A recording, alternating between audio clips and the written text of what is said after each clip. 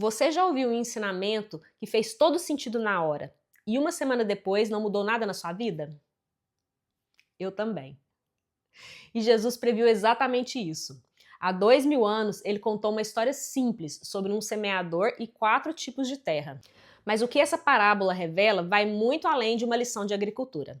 Ela mostra com uma precisão impressionante por que pessoas diferentes absorvem ou não absorvem a verdade espiritual de formas completamente diferentes.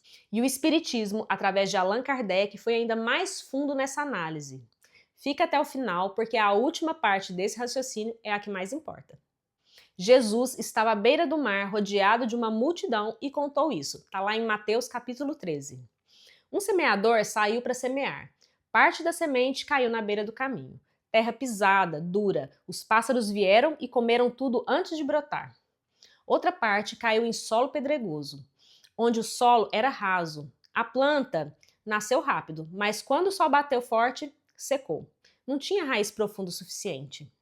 Outra parte caiu entre espinhos. A planta cresceu, mas foi sendo sufocada aos poucos, até não dar mais nenhum fruto. E outra parte caiu em boa terra. Essa deu fruto, 30, 60, 100 vezes o que foi plantado.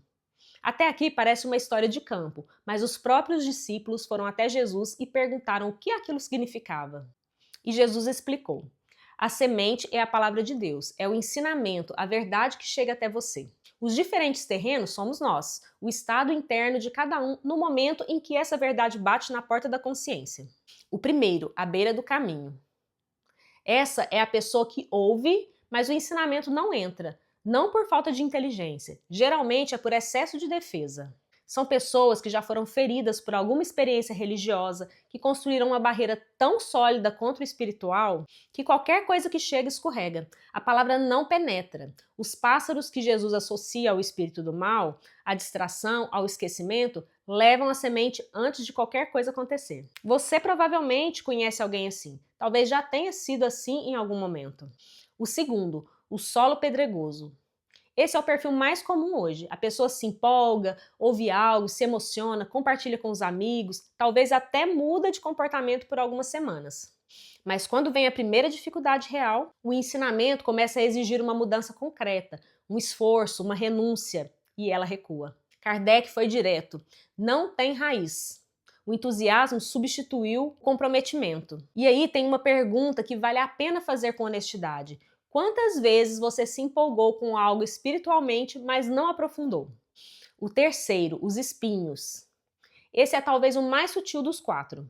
Porque aqui a pessoa não rejeita o ensinamento. Ela concorda, até acha bonito, mas esse mas é pesado. As preocupações do dia a dia, o trabalho, as contas, as redes sociais, a correria, a ambição, os vícios modernos de atenção vão tomando o espaço que deveria ser da transformação. A planta não morre de golpe. Ela vai definhando. O espiritual perde a disputa para o urgente, toda semana até virar um enfeite de prateleira.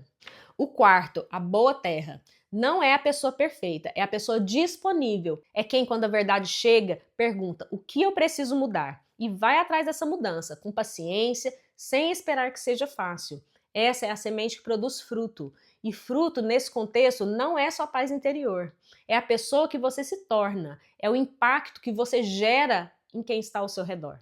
Kardec analisou essa parábola no Evangelho segundo o Espiritismo, no capítulo 17, e apontou algo que poucas tradições ousam dizer com tanta clareza. Esses terrenos não são tipos de personalidade, são graus de evolução espiritual. Cada espírito absorve o ensinamento de acordo com o ponto em que está na sua jornada. Não é questão de boa ou má vontade no sentido moral simples, é questão de maturidade da alma. Uma alma que passou por poucas experiências, que ainda carrega camadas densas de vícios, de vaidade, de apego material, vai naturalmente encontrar mais dificuldade em deixar a verdade germinar. Não porque Deus abandonou, mas porque o solo ainda precisa ser trabalhado. E é aqui que o Espiritismo traz uma contribuição que nenhum ensinamento baseado em uma vida única consegue oferecer com a mesma coerência. A reencarnação como lei de progresso, se essa vida não foi o suficiente para amadurecer determinada parte do espírito, haverá outra. E mais outra. Até que a alma, pela soma de experiências, acertos, erros, sofrimentos e conquista, se torne terra fértil. Não por milagre, por evolução. Chico Xavier, psicografando Emmanuel, resume isso com precisão. Cada reencarnação é uma aula no grande curso da evolução espiritual. Não há castigo, há lições. E a lei é justa porque dá a todos o mesmo destino final e tempo ilimitado para chegar. Mas aqui preciso ser honesta com você sobre algo. A reencarnação não é desculpa para adiar. Dizer vou melhorar na próxima vida é o espinho mais moderno que existe. É a procrastinação espiritual com uma roupagem filosófica. O que o Espiritismo ensina e Jesus ensinou antes é que cada momento em que você está acordado, consciente, diante de uma verdade, é uma janela. E essa janela tem duração. Você pode aproveitá-la agora ou esperar, sabendo que esperar tem um custo que você vai pagar em algum momento da sua jornada.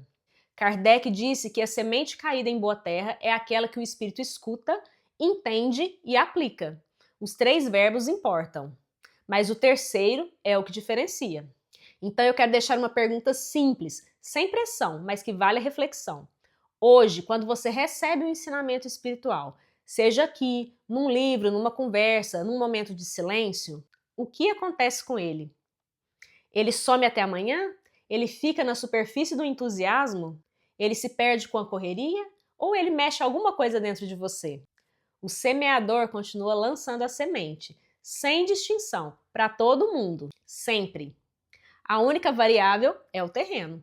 E o terreno, ao contrário do que parece, não é fixo, é cultivável. Agora, nessa vida, com cada escolha que você faz, o que você decide cultivar hoje é o espírito que você leva quando sair daqui.